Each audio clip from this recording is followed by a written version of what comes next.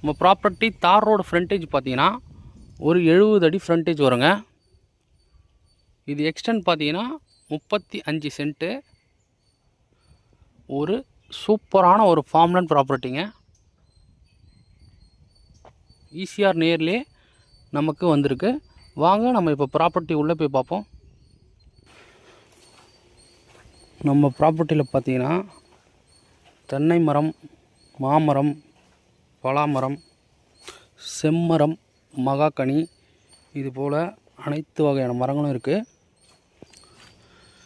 இது பாருங்க, நல்ல பெரிய பெரிய மரங்கள், செம்மரங்கள் உள்ளே இருக்குது.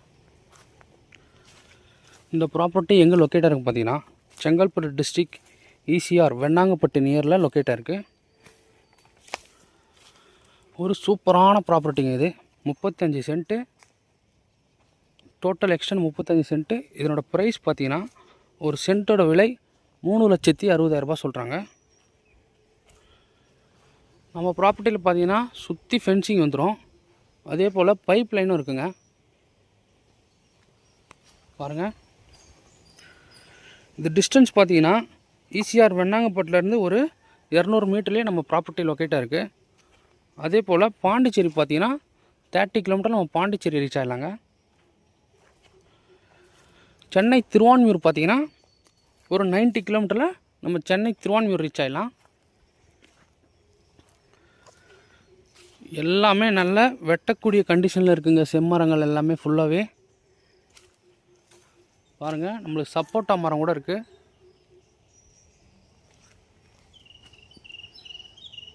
இது ஃபுல்லாகவே வந்துடுங்க. டோட்டலாக பார்த்தீங்கன்னா 35 சென்ட்டு. லேண்டு டைப் பார்த்தீங்கன்னா புஞ்சை லேண்டு வரும். இங்கேருந்து ஈசிஆரும் கிட்டே இருக்குங்க, பீச்சும் கிட்ட இருக்குது.